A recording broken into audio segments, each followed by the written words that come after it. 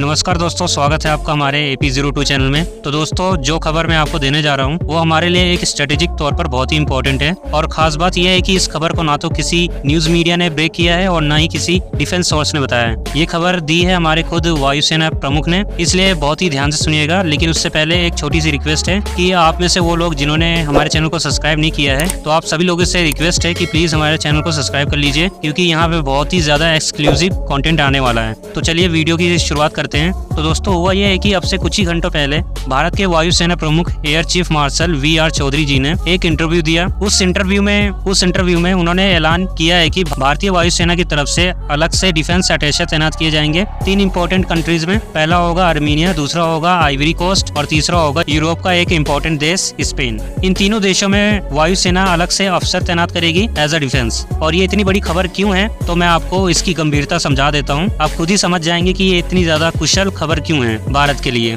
तो देखिए, जो डिफेंस अटैचे होता है ना, वो एक सेना का स्पेशल अफसर होता है जो तैनात किया जाता है दूसरे देशों में स्थित दूतावासों में। जैसे कि मान लीजिए श्रीलंका की राजधानी कोलंबो में भारत का दूतावास है, वहाँ पर भारत के राजदूत बैठते हैं। अब मान लीजिए भारतीय वायुसेना वहाँ पर अपना एक अफसर तैनात करना चाहती है, तो उसे कहा जाएगा डिफेंस अटैचे। उसका काम क्या होगा, तो उसके 2 मेन काम होंगे। पहला, श्रीलंका और भारत की वायुसेना के बीच कनेक्शन। दूसरा मेन काम होगा, जो सबसे बड़ा होगा, वो है डिफेंस एक्सपोर्ट बढ़ाना, यानी कि वो हथियार जो वायुसेना के लिए बनाए जाते हैं, जैसे कि तेजस लड़ाकू विमान या फिर भारत के अन्य ड्रोन जिन्हें श्रीलंका खरीदना चाहता है, उनकी जानकारी देना श्रीलंका को। इसके अलावा उन्हें कन्विंस करना, ये भी एक इम्पोर्टेंट रोल है डिफेंस एक्सपोर्ट के लिए। और ये वहीं पर तैनात किए जाते हैं जिन देशों के साथ आपकी बहुत ही क्लोज कनेक्शन हो, उनकी मिलिट्री के साथ आपकी इंगेजमेंट बहुत शानदार हो। और ऐसा फिलहाल भारत 3 और देशों के साथ करने जा रहा है। जैसे कि मैंने आपको बताया, आर्मीनिया में हम अपनी वायुसेना का डिफेंस अटैचे तैनात करेंगे, उसके बाद स्पेन के अंदर, फिर आइवरी कोस्ट के अंदर। यानी कि भारत इन तीनों देशों में आने वाले समय में बड़े लेवल पर ऐसे हथियार बेचने जा रहा है जो वायुसेना के इस्तेमाल के लिए होते हैं। और इन तीनों देशों में सबसे इंटरेस्टिंग नाम लगा है मुझे स्पेन का, क्योंकि देखिए आर्मीनिया ऑलरेडी भारत से हथियार खरीद रहा है। हालांकि उन्होंने